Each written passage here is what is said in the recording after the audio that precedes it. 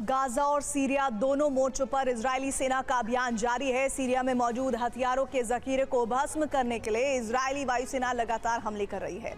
दूसरी तरफ इजरायल पर फिर हमास ने गाजा से रॉकेट दागे हैं। इजरायली सेना ने गाजा के कई इलाकों में सर्च अभियान चलाया है। अस्पतालों के बाद रिहायशी इलाके और राहत शिविरों में भी सेना का मिशन जारी है।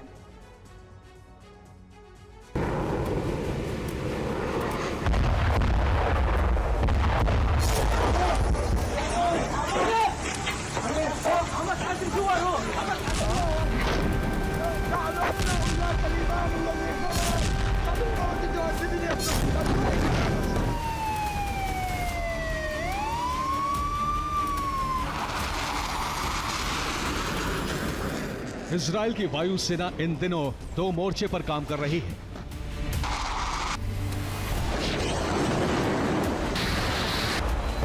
वायुसेना का पहला टारगेट है गाजा में हमास के ठिकाने और दूसरी तरफ सीरिया में रूसी हथियार के गोदाम।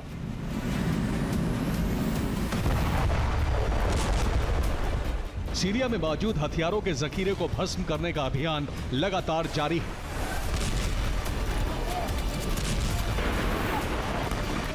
इजरायल ने अब दमिश्क के आसपास मौजूद रूसी सेना के ठिकानों को टारगेट किया है। इन जगहों से रूस के सैनिक तो जा चुके हैं, लेकिन हथियारों का भारी जखीरा मौजूद है। इजरायल नहीं चाहता कि हथियार HTS तक पहुंचे। इजरायल रूसी हथियारों को बड़ा खतरा मानता है। रूसी हथियारों का इस्तेमाल इजरायल के खिलाफ हो सकता है। रूस के हथियारों को भस्म करके इजरायल खुद को सुरक्षित कर रहा है।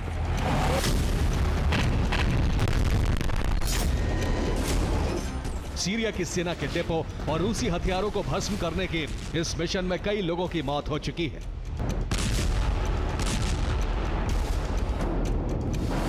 दमिश्क में भी 11 लोगों की मौत की खबर है।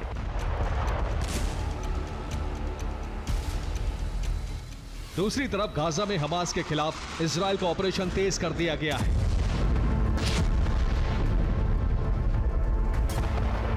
इजरायल के ताबड़तोड़ प्रहार के बीच भी हमास के हौसले कायम हैं और तेल अवीव को टारगेट करके फिर कई रॉकेट दागे गए।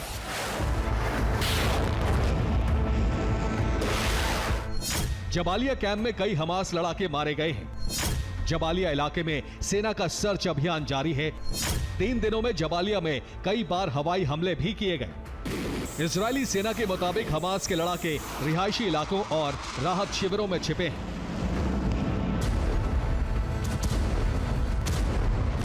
जिसकी वजह से कई इलाकों को खाली कराया गया है। फिलहाल इजरायल के सभी हमले खुफिया जानकारी के आधार पर किए जा रहे हैं।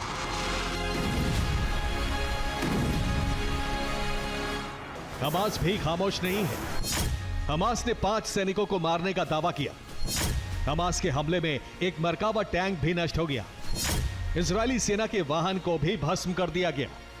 सेना पर हमले के लिए हमास के लड़ाके अब जमीन में गड्ढा खोदकर विस्फोटक भी लगा रहे हैं।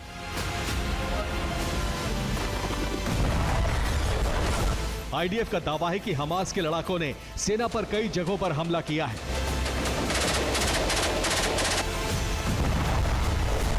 फिलहाल जिन जगहों से रॉकेट दागे गए और जिन इलाकों से सेना की टुकड़ी पर हमले हुए, वहां वायुसेना हमला कर रही है।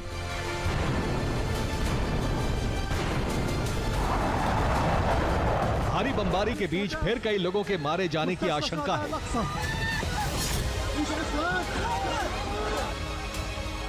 गाजा का बहुत बड़ा इलाका खंडहर बन चुका है, लेकिन अब नए सिरे से शुरू हुए अभियान से लग रहा है कि इजरायल संपूर्ण गाजा को मलबे का ढेर बनाने जा रहा है।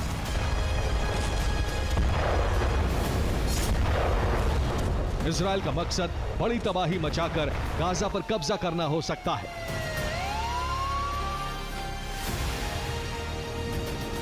गाजा में फिलहाल मौसम ठंडा है और हल्की बारिश भी हो रही है, जिसकी वजह से रिफ्यूजी कैंप पर हमले के बाद आम लोगों की मुश्किल बहुत बढ़ गई है।